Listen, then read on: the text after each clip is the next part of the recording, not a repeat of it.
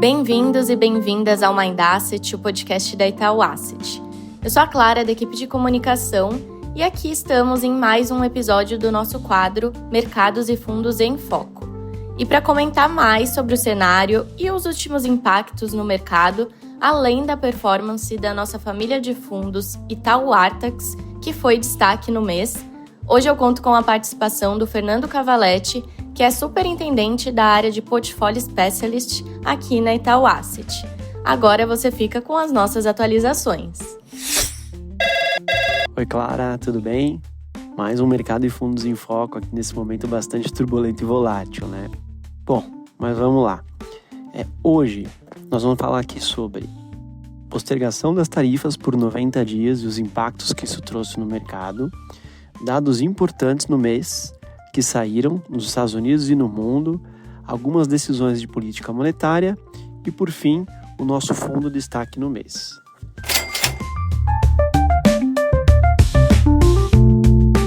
Bom, vou começar aqui falando então dessa parte da postergação das tarifas.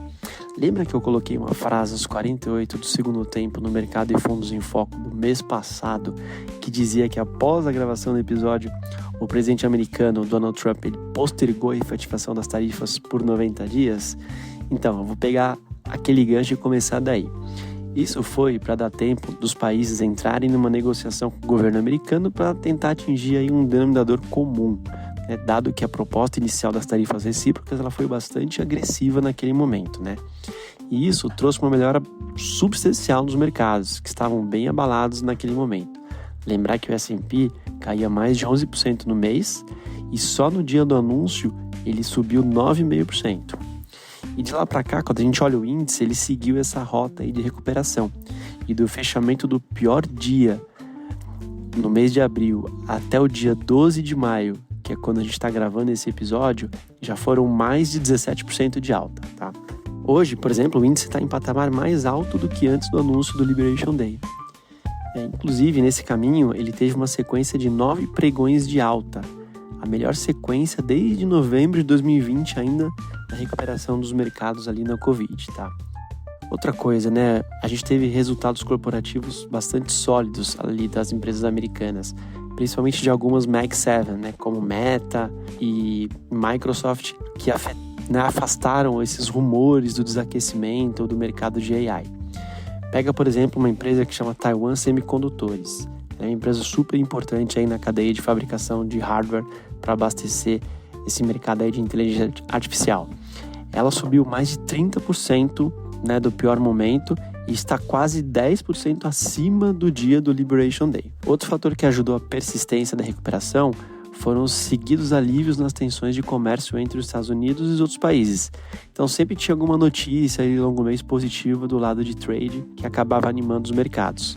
E isso futuramente, né, resultou num acordo com o Reino Unido e depois com a China. E falando nesse acordo com a China, né, foi justamente nos últimos dias a gente teve uma desescalada grande das tensões entre Estados Unidos e China em relação às tarifas. Só para relembrar, né, o Trump tinha colocado já 20% de tarifas antes do Liberation Day. No dia, né, ele colocou mais 34%, levando o total para 54%. E aí, como o governo chinês retaliou de forma dura, a escalada começou e acabou chegando a 145% de tarifas do lado americano e 125% de tarifas do lado chinês, ou seja, inviabilizando aí praticamente o comércio entre as duas nações. Agora, depois desse acordo recente, os Estados Unidos reduziram a alíquota para os produtos chineses para 30% e a China para 10% nesses próximos 90 dias, né?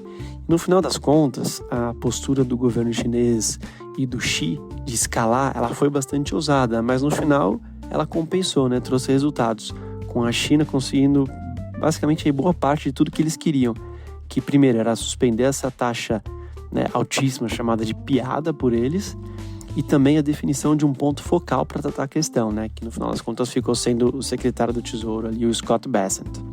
E também um acordo, né, fechado aí sobre a questão do fentanil.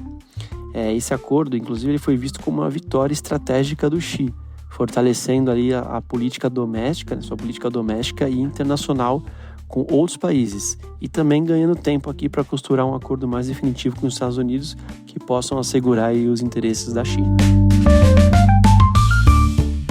falando de dados que saíram no mês, a gente teve algumas divulgações importantes que também trouxeram algum alívio aí para os mercados, tá?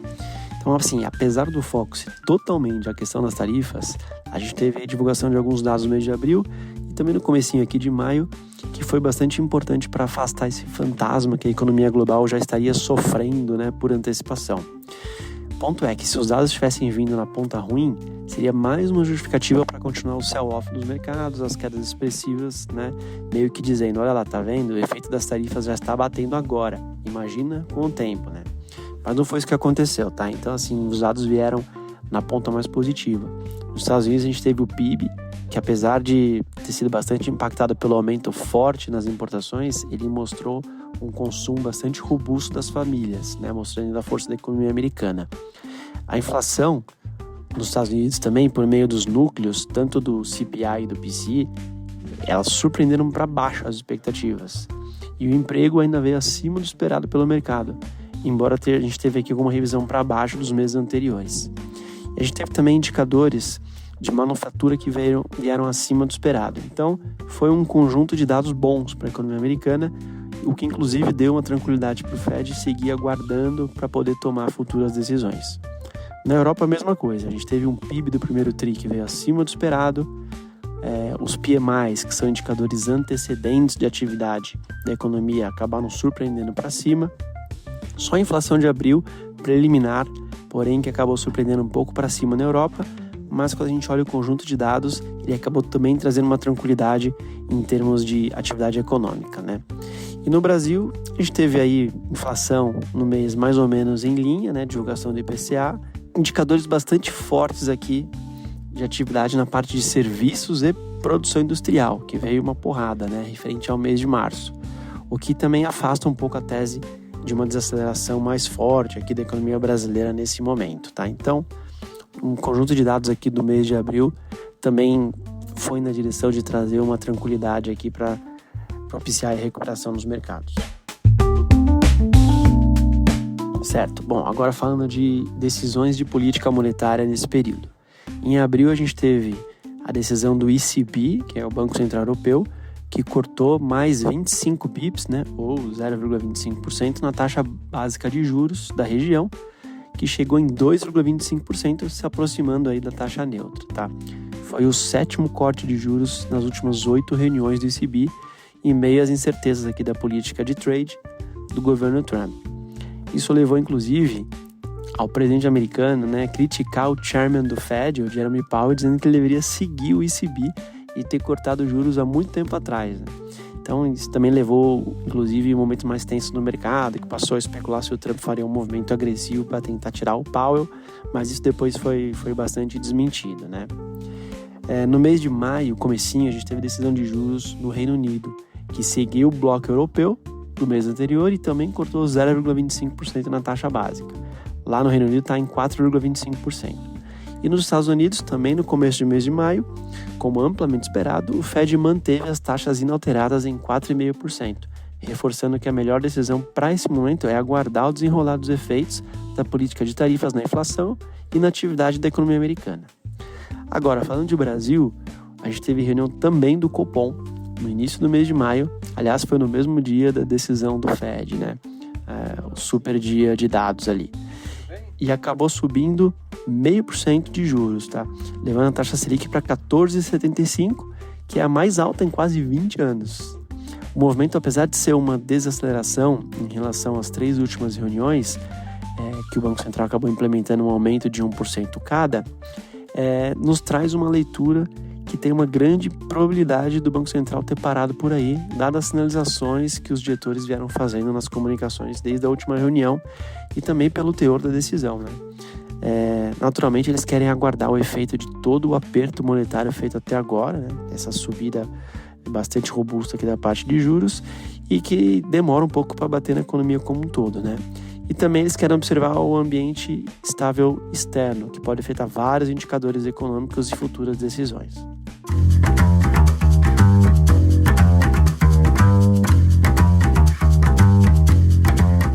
Clara, então os fundos de destaque no mês, Na verdade não é um fundo, são 2 fundos que eu destaquei aqui, são os multimercados da família Itaú Artex. O Artex Multimercado, ele teve um retorno de 2,99% nominal no mês de abril, o que equivale a 283% do CDI. No ano ele acumula 84% do CDI e em 12 meses acumula 129% do CDI. O Artex Ultra Multimercado, que é a versão com maior volatilidade da família, em busca de maiores retornos também, ele teve um retorno de 5,15% nominal no mês de abril, que equivale a 488% do CDI.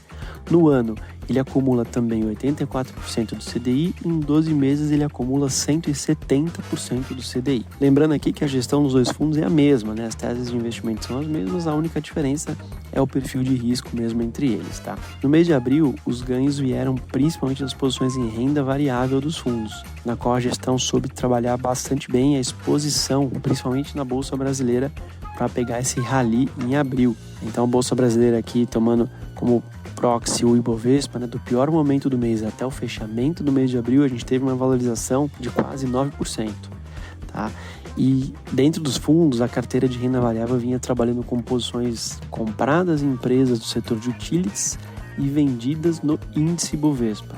E aí, estrategicamente, a gestão foi diminuindo essa posição vendida, ou seja, ficando com maior exposição líquida comprada naqueles papéis nesse período. E aí quando a gente olha essa performance destacada do fundo numa janela maior de 12 meses, a gente também pode citar posições vendidas em taxas de juros no México, que trouxeram também alfa interessante para o fundo, tá? Essas posições elas foram beneficiadas pelo maior apetite do Banco Central mexicano, o Banxico, em entregar mais cortes de juros para atenuar a desaceleração de atividade por lá. Acho que vale lembrar aqui que essa posição no México ainda existe dentro dos fundos e os gestores do Artex acreditam que ela pode trazer ainda bastante valor para os cotistas, tá? E aí, só para finalizar, em termos de posicionamento atual, além dessas posições aqui no México que eu comentei, a parte de juros local aqui, Brasil e em mercado desenvolvido, o Artex tem operado mais taticamente, tá? E basicamente no momento está aqui 100 posições relevantes. Obrigado, Clarinha, até a próxima. E para mais detalhes sobre a performance completa dos fundos da família Itaú Artex, acesse o link da descrição do episódio. Até o próximo Mercados e Fundos em Foco.